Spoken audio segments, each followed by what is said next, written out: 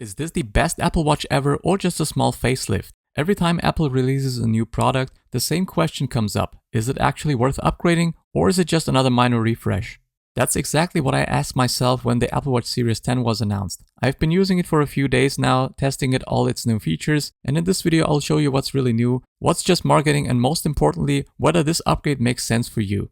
Let's start with what's inside the box. As always, Apple keeps it simple. You get the Apple Watch Series 10, a USB-C magnetic charging cable, and the band you selected at checkout. I went with the black sport band, but Apple offers plenty of options, from leather-like materials to stainless steel. Depending on which band you choose, the price will also change slightly. At first glance, the Series 10 doesn't look drastically different from its predecessor, but when you hold it in your hand, you quickly notice some key differences. Apple has made the Series 10 about 10% thinner, and while that might not sound like much, it actually makes a difference when wearing it.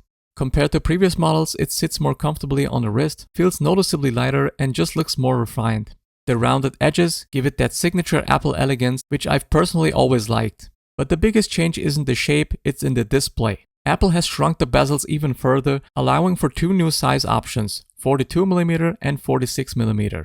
That might not seem like a big deal, but here's why it matters. There is 30% more screen, which means more room for apps, widgets, and notifications. Larger buttons and a bigger keyboard make it much easier to type without mistakes.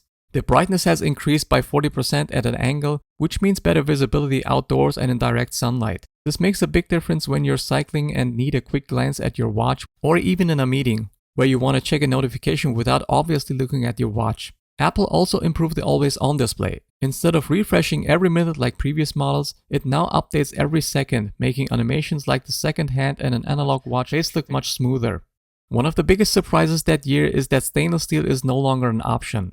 Instead, Apple has fully transitioned to titanium for the premium models. Titanium is significantly lighter than stainless steel. It's extremely resistant to scratches and everyday wear. It still has the same polished high-end look. Apple offers the titanium model in three colors: slate, which is a dark gray, gold, and a natural, which is a slightly warmer silver tone.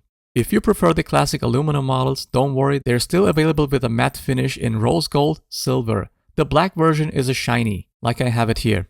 Apple has packed some interesting new sensors into the Series 10, especially for athletes and health enthusiasts. There is now a depth sensor, which measures your exact depth, up to 6 meters when diving or snorkeling.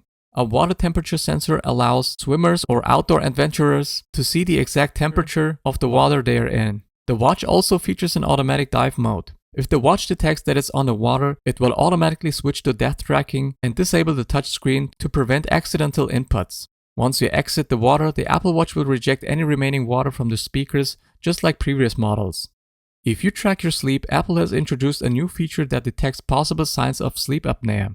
The watch not only tracks your sleep cycles, but can also analyze your breathing patterns and warn you if it detects unusual interruptions. For people who frequently wake up feeling tired or unrested, this could be a useful tool to identify potential sleep issues early on.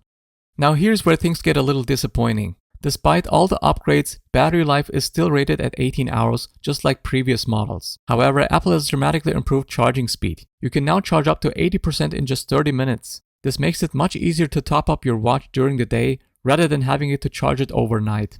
And Apple has finally added something people have been asking for, which is the ability to play music and podcasts directly to the watch's built-in speaker. Previously, you could only make calls through the speaker, but now you can listen to short clips, news updates, or even music without needing Bluetooth headphones. Speaking of calls, Apple has also improved noise cancellation. Phone calls are now clearer with reduced background noise, which makes a noticeable difference if you're talking in a crowded environment. The Apple Watch Series 10 starts at $399 for the aluminum model and $699 for the titanium version. Of course, the final price depends on the size and band you choose. So is it worth upgrading?